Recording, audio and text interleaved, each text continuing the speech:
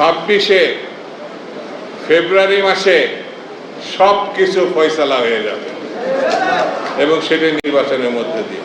বন্ধুরা, একটা শ্বাসরুদ্ধকর পরিস্থিতি আমরা অতিক্রম করছি। আমরা একটা কঠিন মুহূর্ত অতিক্রম করছি। ৭১ মুক্তিযুদ্ধের সময় যারা বাংলাদেশ চায় নাই, যারা গণহত্যা চালিয়েছিল মুক্তিযুদ্ধ এবং শহীদ জিয়া রহমানের সৈনিকদের উপরে, তারা এবং 24 আওয়ামী লীগ যে গণহত্যা চালিয়েছিল 50 বছর আগে আর 50 বছর পরে, এই দুই গণহত্যাকারী যেন কোথায় যেন একটু মিলার চেষ্টা করছে, বাতাসে ছড়িয়ে বেড়াচ্ছে।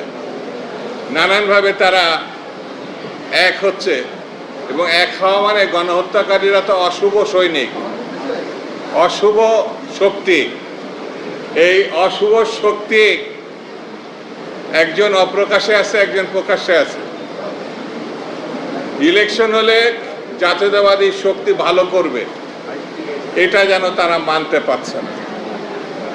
কিভাবে নির্বাচন ঠেকানো যায়, নতুন নতুন বয়ান সামনে নিয়ে আসছে, যে বয়ানের মধ্য দিয়ে সুস্থ, স্বাভাবিক, গ্রহণযোগ্য একটি নির্বাচনকে ঠেকানো যায়, বাধাগ্রস্ত করা যায়, অসফল করা যায়, সেই দিকে তারা হাঁটছে।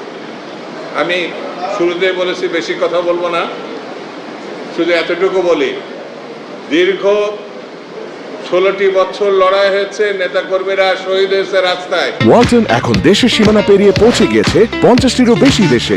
ওয়ালটন, ঘরে ঘরে, বিশ্বজুড়ে। জুলাই এবং আগস্টের মূল কথাই হচ্ছে স্বৈরতন্ত্রের পতন, বিদায়। স্বৈরতন্ত্রের বিদায় হলে গণতন্ত্রের আগমন ঘটে, আর গণতন্ত্রের আগমন ঘটে গণতন্ত্রের উত্তরণের জন্য নির্বাচন ছাড়া কোনো বিকল্প পথ নাই।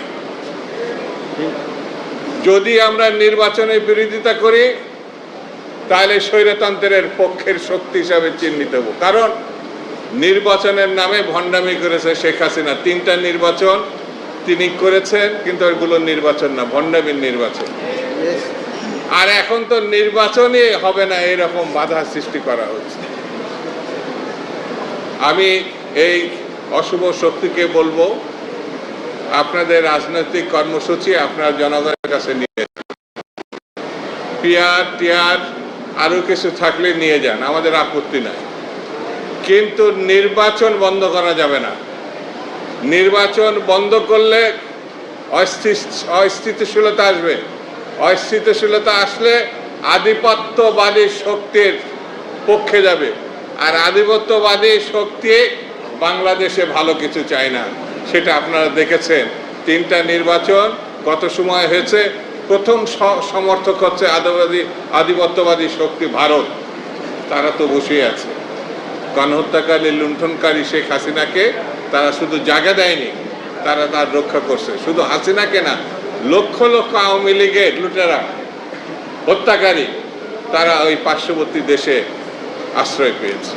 সেই জন্যে বাংলাদেশকে যদি রক্ষা করতে হয়, শহীদ জিয়া, বেগম জিয়া এবং তারেক রহমান ছাড়া বিকল্প কোনো শক্তি বাংলাদেশে আছে আমার কাছে তা।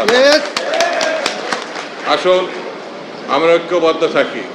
আসুন আমরা বাংলাদেশে জনতার একটি সরকার প্রতিষ্ঠার জন্যে, মানুষের ভোটাধিকার ফিরিয়ে দেওয়ার দাবিতে ঐক্যবদ্ধ থাকি। এই ঐক্যবদ্ধ থাকার কোনো বিকল্প নাই। এবং আমি নিশ্চিত